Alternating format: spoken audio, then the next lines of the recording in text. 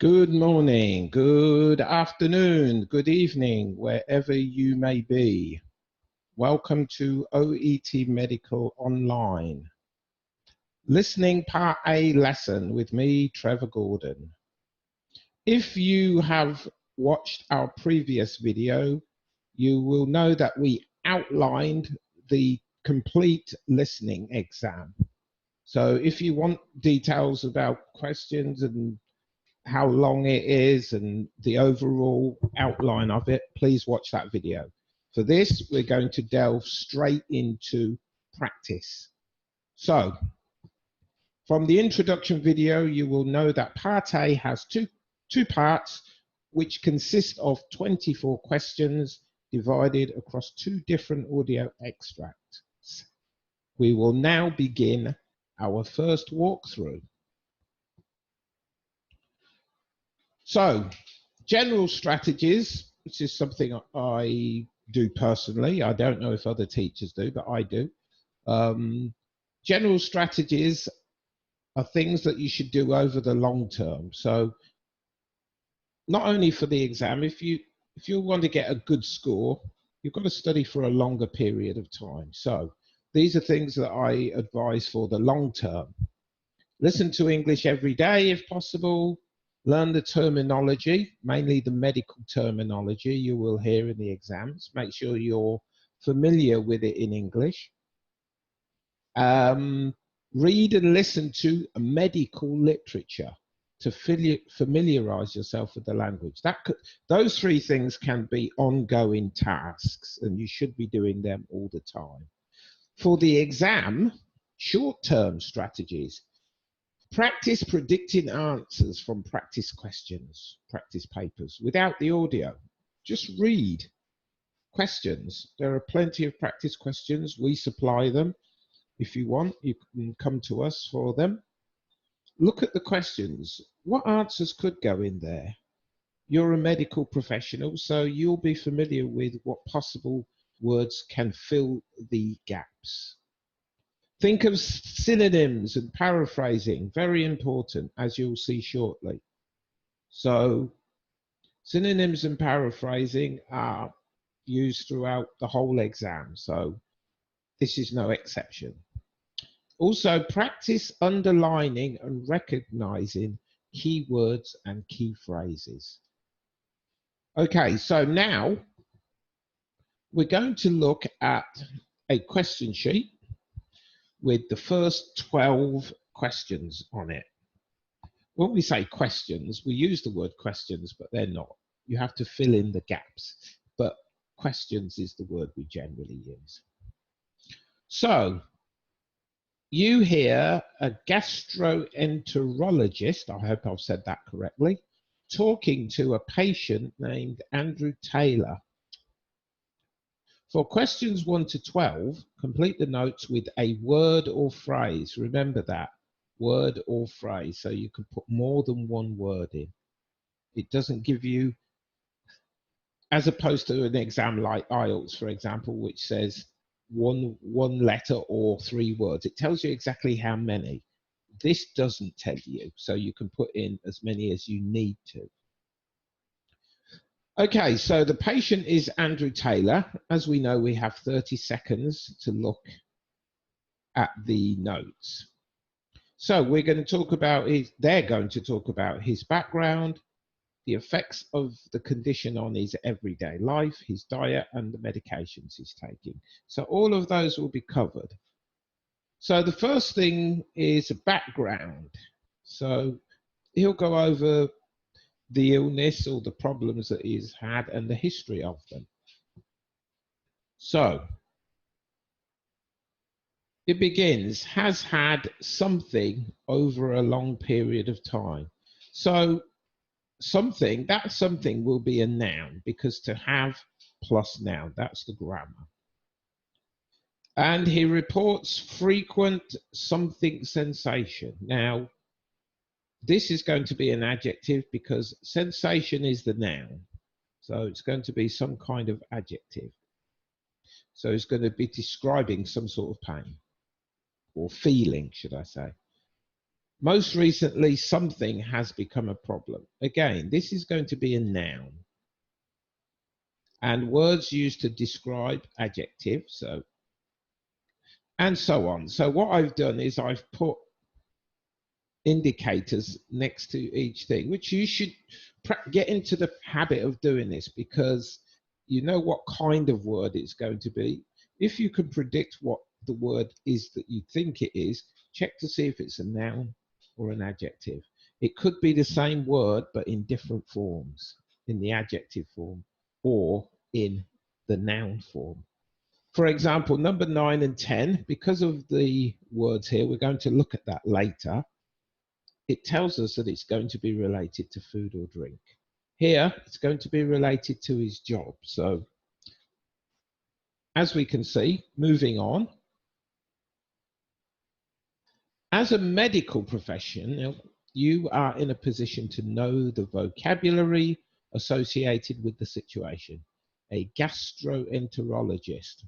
I think that has to do with the stomach, because I've heard of gastroenteritis, so I assume it's related to that.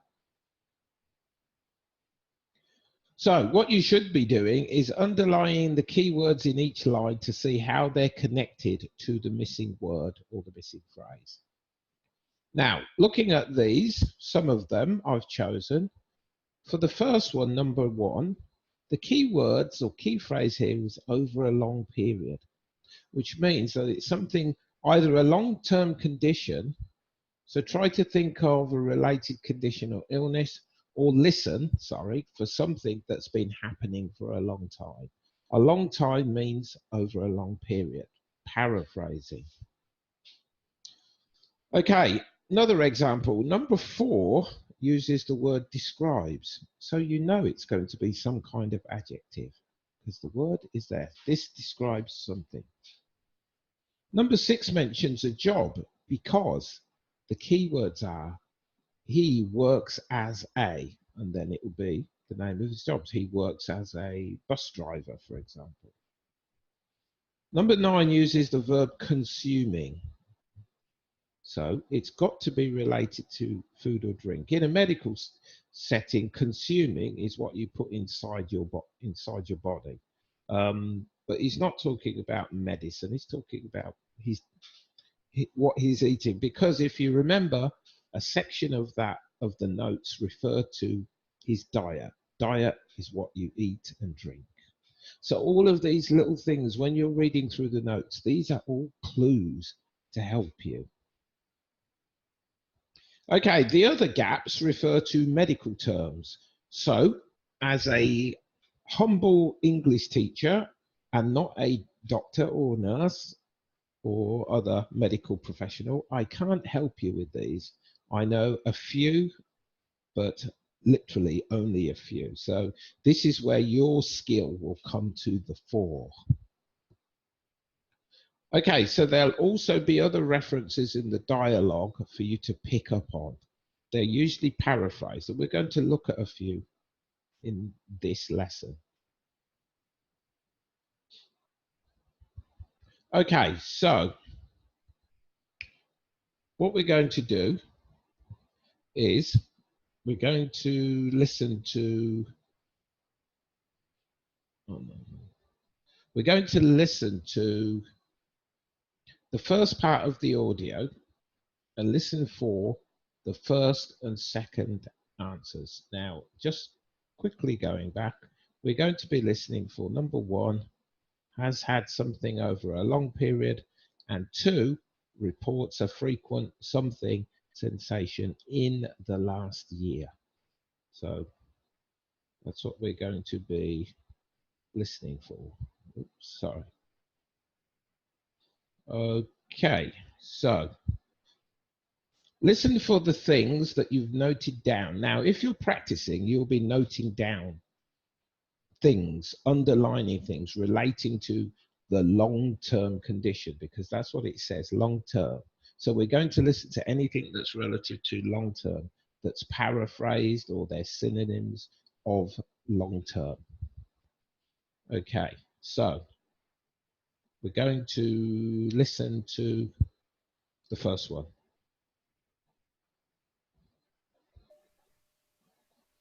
Good morning, Mr. Taylor. Now, you've been referred to me because it's possible that you're suffering from irritable bowel syndrome or a related condition? Yes, that's right. Okay, could you start by giving me some background? This has been going on for many years. After meals, I've always tended to get heartburn, but I found that pretty easy to deal with by taking antacids from the pharmacy. But a year ago, things suddenly got worse, and there were other problems I started to notice. The symptoms vary a lot, and they can be quite hard to describe exactly, but the main problem is bloating. I see. I need to tell... Okay, so now we've listened to it, we're going to dissect it. Not literally. Now, using the keywords over a long period, we can hear that this is paraphrased in the dialogue with, "This has been going on for many years." These are paraphrases of each other. We therefore have to listen for the ailment he referred to. This is followed by the issue. He says, "This has been happening for many years. After meals, I've always tended to get heartburn." So the patient only refers to heartburn as the thing that's happening. So this has to be our answer because there is nothing else in that section that he talks about. So heartburn is our answer. Okay, so the next set of keywords for number 2 talks about a year. So sensation in the last year is the line in the question. So we hear the mention in the dialogue of, "But a year ago," so these two, last year, a year ago. Not exactly the same, but good enough for us. Because last year could be 2 or 3 months ago, but we think of it as within the last year, within the last 12 months. A year ago is also within 12 months ago. So that's good enough. So we hear these two we can link together because they both mention year. Then we have to listen for what he refers to after this. "The main problem is bloating," he says. He does mention other problems, but he doesn't mention them by name. He said, "There's a few other things that I've been experiencing, but the main thing." So he only talks about one. Remember, you're listening for a symptom. Bloating. Bloating is actually a noun, but it can also be an adjective because the word after is sensation. So a bloating sensation. So here it's used as an adjective. So although these answers may appear to be easy, we're looking at the technique. We're not looking, "Oh, this is an easy answer," you may be thinking, but you've got to practice the technique. The technique is what gets you the correct answers. Some things will be very difficult. So it's the technique we're looking at here that will make things much easier for you. So let's move on. So let's do 2 more examples by looking at gaps 9 and 10 in the questions. Okay, so let's just quickly go back. So number 9, Mr. Taylor claims to be consuming sufficient. Consuming, eating or drinking. So it's going to be a noun because you eat something. Something is a noun.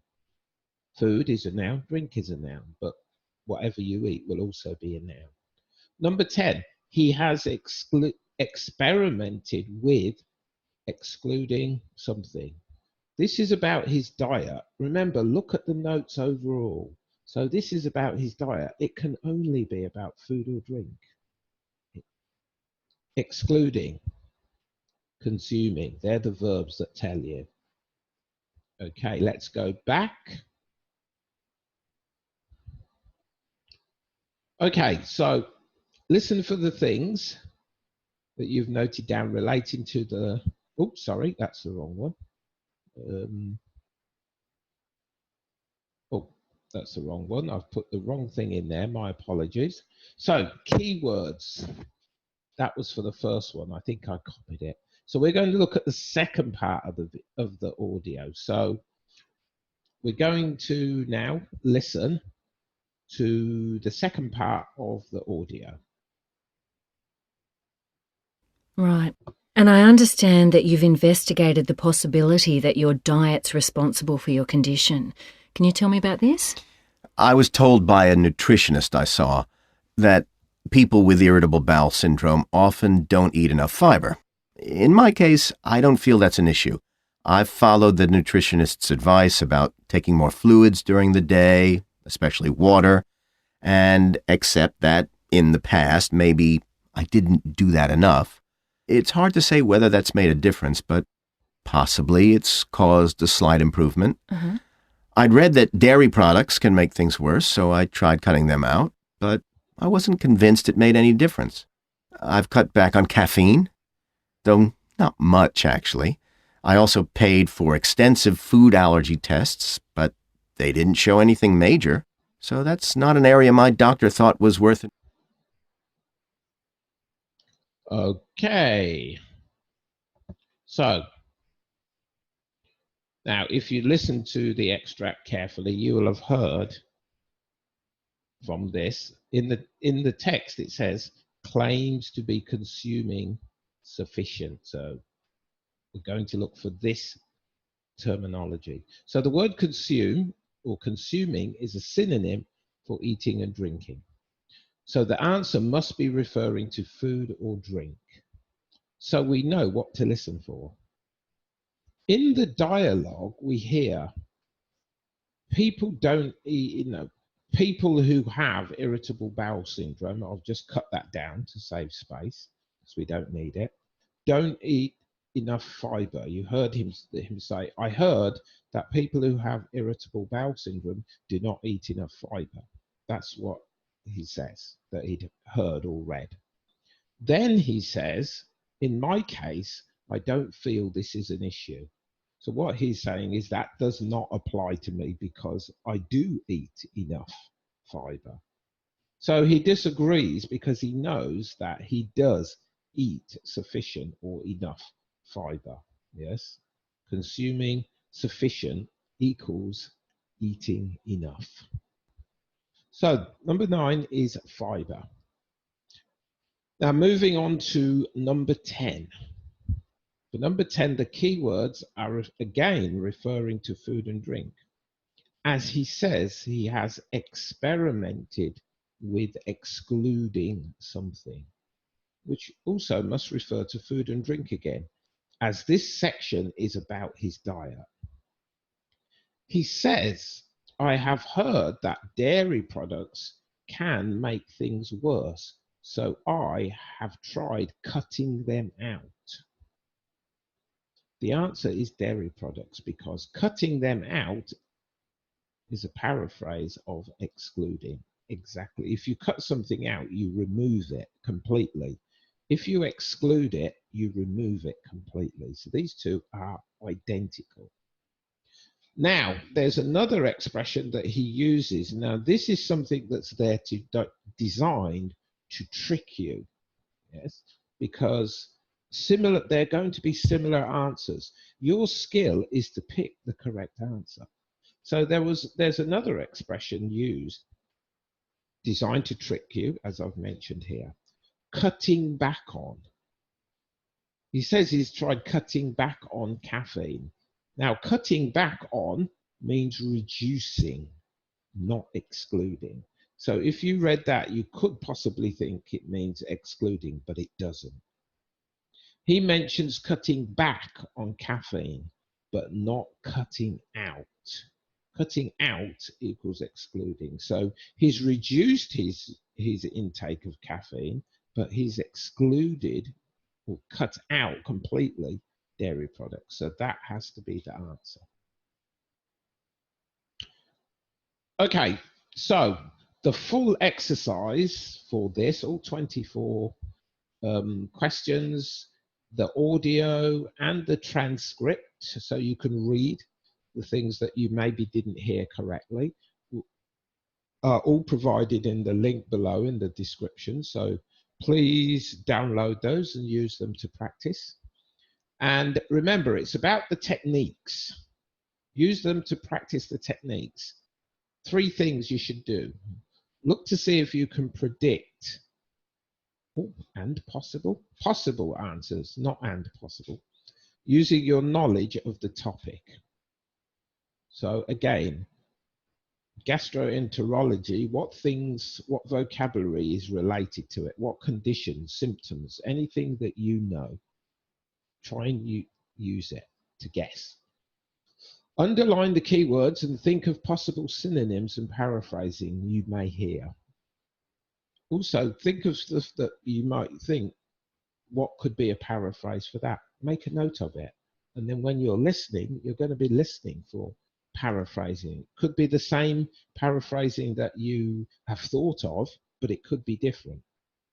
But it will be a paraphrase or a synonym. When you hear references to certain things you're listening for, that's when you really have to begin to listen more carefully. Because the information, usually the information that you require is going to follow after you hear the reference. Okay, so this is the end of this lesson for listening part 1. I hope it's been helpful. Please visit us for more videos in the series coming up. And if you'd like to have online tuition, please visit our website.